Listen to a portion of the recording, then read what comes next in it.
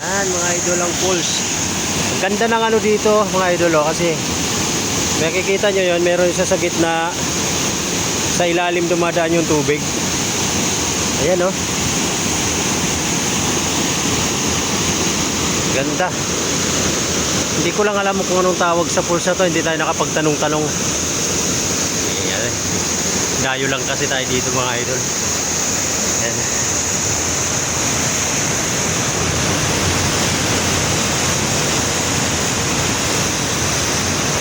Ganda ng lugar. Tayo. Wah. Mukhang madulas ah. Mukhang madulas. Pero hindi. Kaya lang.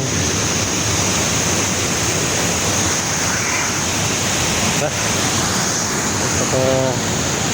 Hirap ng daan siguro.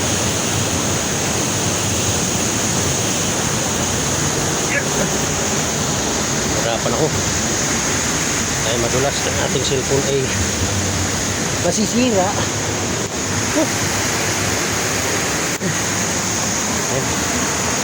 Hanap lang tayo magandang daan para ay madulas. Guys, hindi matarik. Yeah.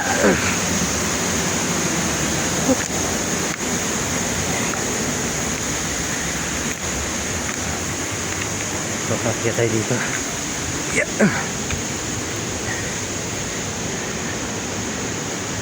Ay. Grabe yan.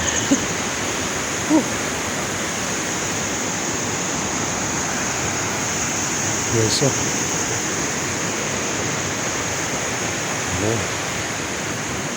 Ngayon ko lang ito napuntahan. Lugar na ito mga idol. Dinayo natin ito at sabi marami raw ditong isda. So ang purpose natin dito mga idol, mangingisda tayo. Yeah. Sa ilalim ng gubat.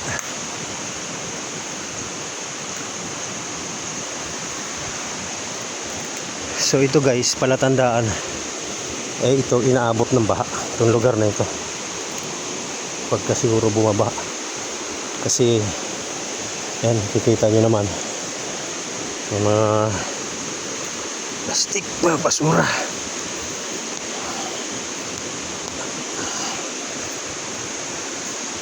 Daming ano ng gagamba. Alam niyo ba puno na ito? Ang tawag dito ano, ang dami niyang bunga.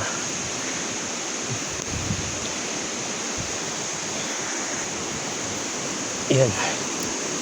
Yeah, medyo mahirap talagang daan doon. Yung pinanggalingan natin. Ito, mayroon pa dito maliit na waterfalls. Guys, oh. Yan. Oh, grabe. Parang ang ganda haliguan dyan sa baba niya na. Yung akyatin natin. At yan. Tingnan natin kung ano meron dito. Ganyan lang. Bagsakan lang talaga siya ng tubig. Wala siyang naiipon na tubig. Yan sa ibabaw nang gagaling ang kanyang tubig na pumapatak dito. Tapos yan malalim. Yan. Yung binabagsakan niya ng tubig. Galing dyan. Medyo malabo pa dahil nagagaling lang sa bagyo. So ito ang daan mga idol.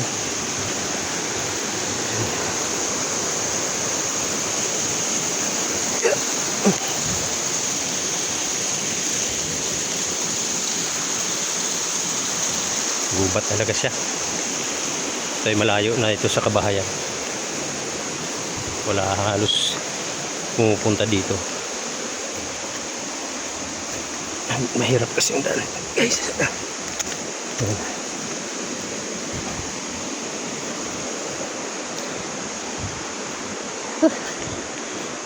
Halaman po. Nilalagay sa mga nagpapalandscape. Ayan na guys, nakikita nyo yung muusok guys sa mga bato, nag-evaporate na yung tubig. Yan ay matutuyo na ulit ang ating mga bato dahil basak siya. Wala na yung aking kasama mga idol. Sana kaya ito naman tayo sa akyatin.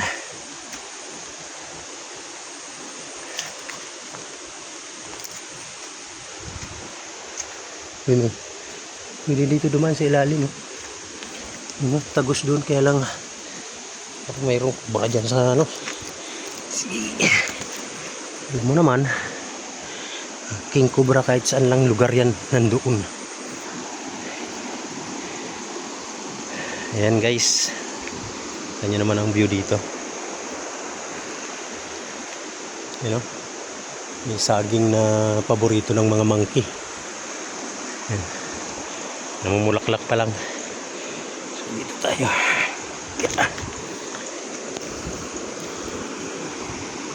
Ang hirap umanap ng daan.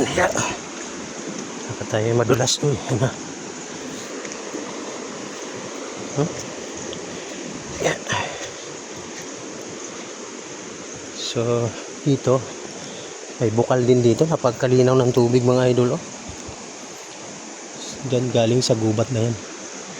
Pagkagaling talaga sa gubat ang tubig, napakalilinaw. Kaya dapat i-preserve natin yung ating mga kagubatan. Huwag natin salaulain katulad ng ginagawa ng iba. Ang tubig ng ilog hindi na mapakinabangan dahil sa dami ng tatayo ng pigiri. Sa ilog lahat ang takbo ng ano, tae. Kaya dito medyo preserved pa ito. Yan o mga idol, pagkalinaw. Galing sa patak ng bato ang tubig. Kita nyo yan mga idol, ang linaw-linaw ng tubig. Galing sa patak ng bato lang ang tubig yan. Kaya lang inaabot siya ng baha, kaya medyo may mga plastic.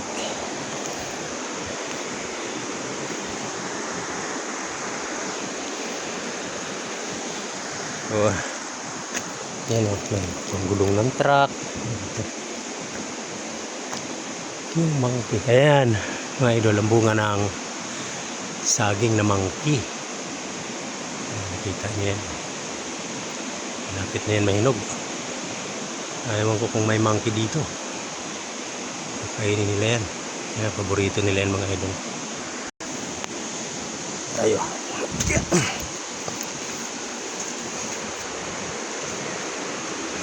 I-explore ko sa inyo guys ang kagubatan kasi ito ang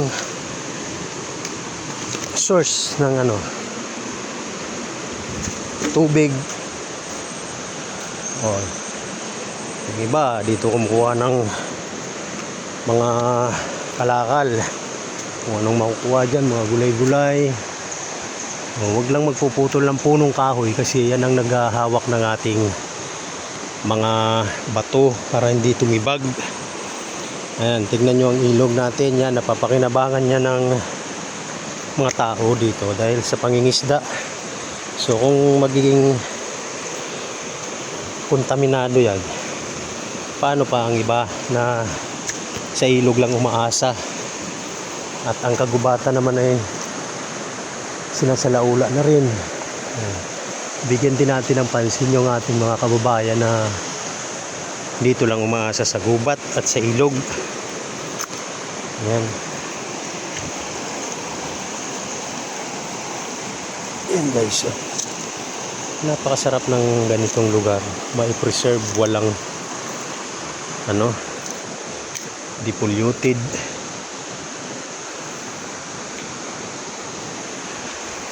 Ayan.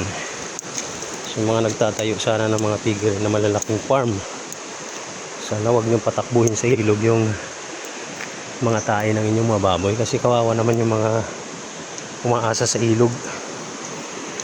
Ayan. Ayan o. Ganda ng ating mga view. Diba? Kung maaaring maging tourist spot ito, pwede. Depende sa pag-aalaga ng ating community. Bihira ka na makakita ng ganitong lugar na talagang masasabi mong ano pa, sariwa pa. Yan, katulad niya, no? Yan. Upya. Pahinga muna tayo at medyo pagod na si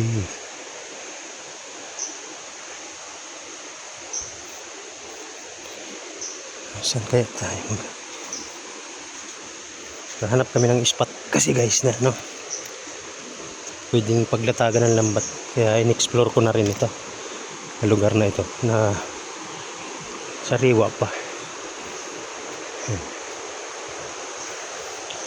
Yan o, palatandaan na matatanda ang mga puno. Yan o, kita nyo yan guys, matandang puno na yan guys. So walang nangingialam, kaya nagkakaroon tayo ng magandang daloy ng tubig dito dahil sa mga puno na yan.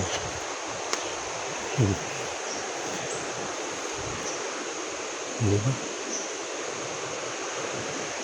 Mga ibon malayang lumipad.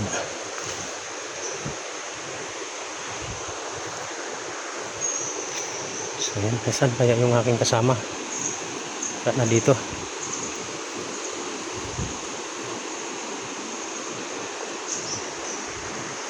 So dito na lang muna tayo mga idol. Maraming salamat sa inyong lahat.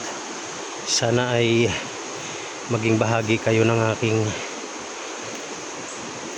pag-i-explore.